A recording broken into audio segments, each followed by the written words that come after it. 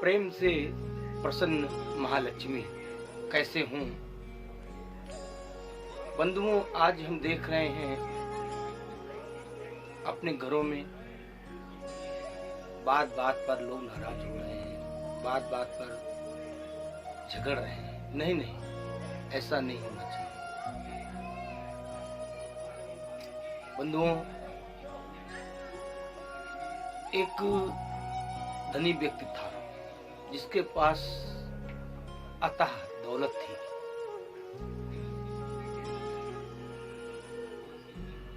और एक बार महालक्ष्मी उसके घर रात में 12 बजे आई और उस व्यक्ति से कहने लगी कि देखो,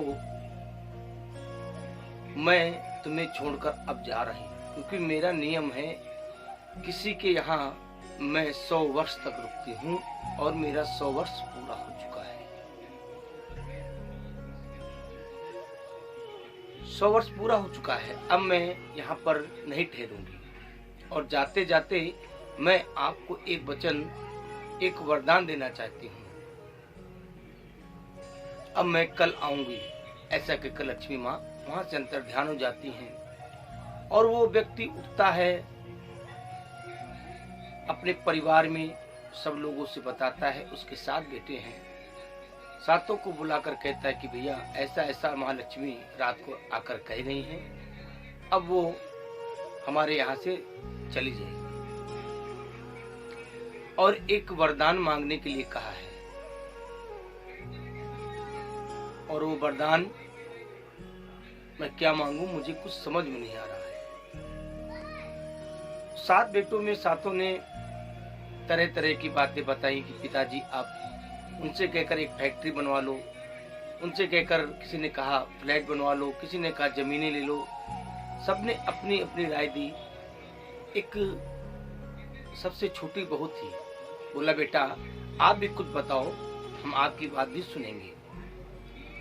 तो बहू ने कहा पिताजी आप सब हमसे समझदार हैं, मैं क्या कहूँ, लेकिन आप कहते हो तो मेरा मन ये कह रहा है, माँ लक्ष्मी आए हैं तो उनसे आप कहिएगा कि हमें सुख शांति प्रदान करें और एक ही छत के नीचे सारा परिवार हम रहें और सातों बेटे मेरे एक थाली में खाएं और मिलजुल कर रहें।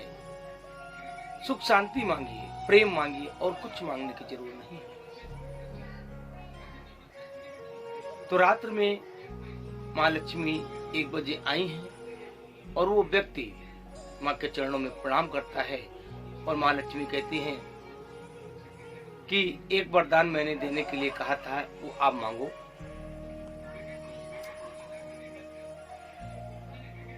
तो वो व्यक्ति सोचता है क्या मांगू, तरह तरह के प्रश्न उठ रहे थे, लेकिन उसकी बहू की बात याद थी कि मुझे तो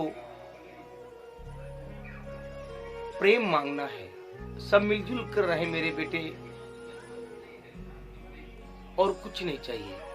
तो महालक्ष्मी ने जब सुना, महालक्ष्मी प्रसन्न हो गई, बोली कि ये बात तुझको किसने बताई, और मैं 100 साल के लिए आई थी, लेकिन जा, मैं तुझे वरदान देती हूँ कि 100 साल और रुकूंगी तेरे घर में। बंधुओं, जहां पर प्रेम से लोग रहते हैं वहां पर महालक्ष्मी का वास होता है। जहां पर मीठा बोलते हैं, छोटे बड़ों की इज्जत करते हैं, बड़े छोटों से प्रेम करते हैं, जहां भाई भाई आपस में गले मिलकर रहते हैं, वहां पर महालक्ष्मी का वास वाकई होता है। बोलो लक्ष्मी मैया की जय।